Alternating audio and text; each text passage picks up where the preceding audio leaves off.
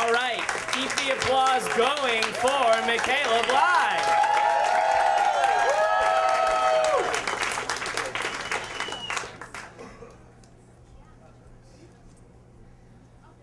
So it's 1991, and it's the summer before freshman year of high school. And I'm real nervous because in 8th grade, I lost all my friends who I had had through Hebrew school in like a pretty protracted bullying incident. And now bat mitzvah season is over, so no one's parents are gonna like make their children invite me anywhere. So I'm not really sure what's gonna happen when I get to 9th grade. And I'm nervous about this. I'm nervous about what's going to happen, how the cliques are all going to fall out when I get back to school. And over the summer, I meet my next door neighbor, who I hadn't really, not next door, but a couple miles away, who I hadn't really known. I lived in the country.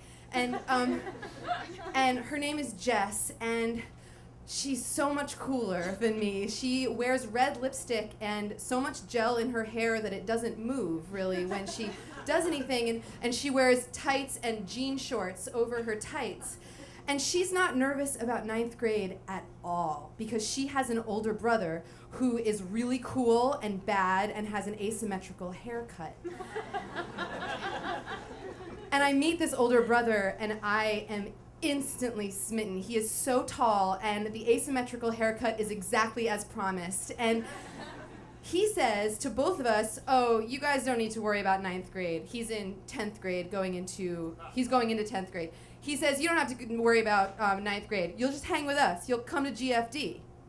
And Jess is like, oh, right, GFD. Like, she knows what GFD is. And I'm like, oh, right, GFD.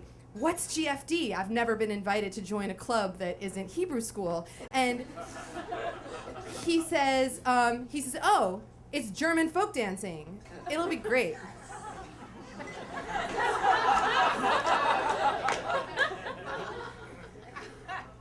I am a Jew of the Eastern European World War II variety. When my parents see that their friends have a German dishwasher, they call that dishwasher the little Nazi to each other on the car on the way home. Out of respect for my family history, we do not buy anything German, we do not do anything German, we do not speak German. But I say, yeah, German folk dancing sounds awesome. Because this is the way I'm gonna have friends in 9th grade. So the first week of school, I go to the first German folk dancing practice, and I haven't told my parents yet, but we learn how to polka, and the first thing I get to do is dance with Josh, tall older brother. And I'm like, this is amazing, because I've seen Dirty Dancing several times, and I know that's how you meet and fall in love, is through dancing and like really high stakes dancing, which German folk dancing is.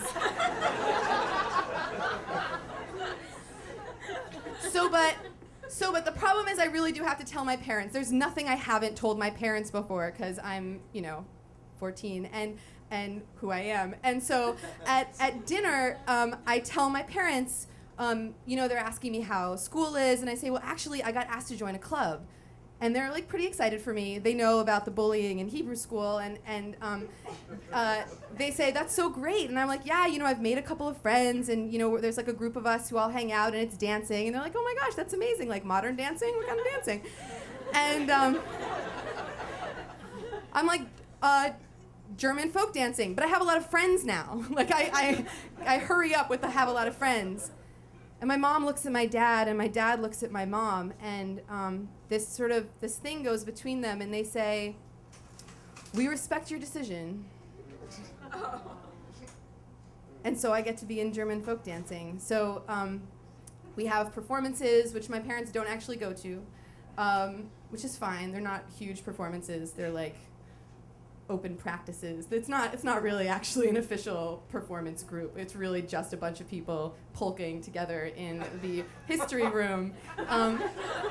But it's amazing because I'm getting closer to these people, and I feel like I have private jokes with them, and I know all of Monty Python, which is this total asset with them. There's like the weird group of people, and I found my people, right? I found my group, and then around December, they're all starting to talk about something called the lock-in, and they're so excited about the lock-in. Like, oh, are you gonna go to the lock-in? Are you gonna go to the lock-in? And I'm like, I don't know, what's lock-in? What is it?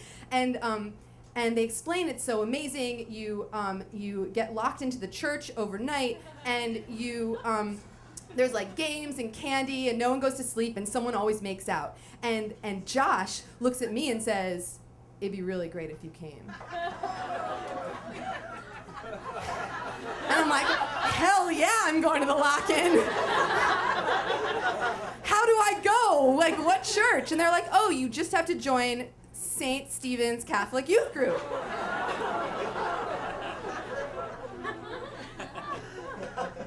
There's no precedent for this. Like, we have a bunch of rules about German things, but we just don't even get to the rules about Catholic things in my family.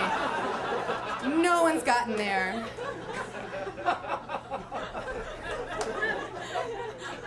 So at dinner, but of course to them I'm like, oh, okay, I'll join. And at dinner I tell my parents, there's this service group that they want me to join, and my parents are like, that's amazing, service is so important, what is it? Is it like Kadima? Like, is it like, And I say it's St. Stephen's Catholic Youth Group. All my friends are doing it, and they've all invited me. And my mom looks at my dad, and this is why I God bless them. My mom looks at my dad, and my dad says, don't tell your grandmother, and we respect your decision.